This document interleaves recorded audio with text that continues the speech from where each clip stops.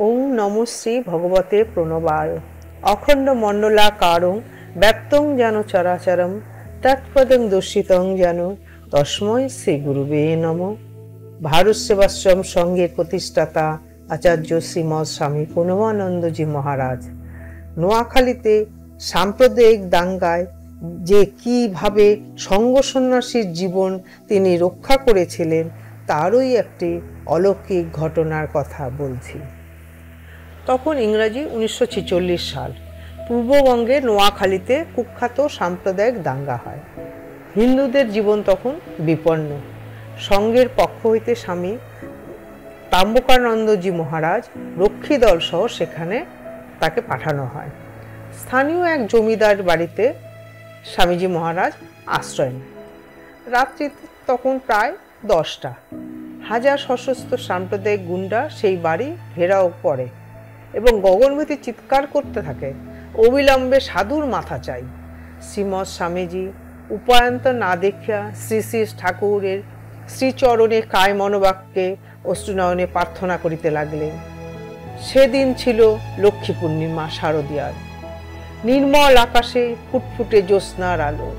তাহার কাতর প্রার্থনায় শ্রী শ্রী ঠাকুরের আসন গেল টলে। অকস্মাৎ এক ঘটনা। পূর্ণিমার স্বচ্ছ আকাশে হঠাৎ ঘন ঘর মেঘের ছায়া ফেলল। হঠাৎ মুষলধারে প্রবল বৃষ্টি ও ঝড় বহিতে লাগিল। গুন্ডার দল তখন যে যেখানে পারিল ছুটিয়া গিয়ে আশ্রয় রইল। সেই সুযোগে স্বামীজি মহারাজ এক বস্ত্রে পিছনের দরজা দিয়ে ধান খেতে ঝাঁপাইয়া পড়িলেন। সারা রাত্রি কোনো ক্রমে কখনো সাঁতরাইয়া কখনো কাদা জলে হাঁটিয়া বহুদূরে এক জায়গায় আশ্রয় লইলেন। পরে অনেক কষ্টে তিনি 3 দিন অনাহারে অনিদ্রায় হাঁটিয়া কলকাতায় আশ্রমে আসিলেন। সেখান হইতে তাকে তারপর স্বামীজিরা অবিলম্বে গুজরাট আশ্রমে নিরাপদে পাঠাইয়া দেন। এইভাবে শ্রী শ্রী ঠাকুরের একান্ত অহেতুক কৃপায় তিনি রক্ষা পাইলেন। আরেকটি ঘটনা, বিহারের এক বিধ্বংসী ভূমিকম্প।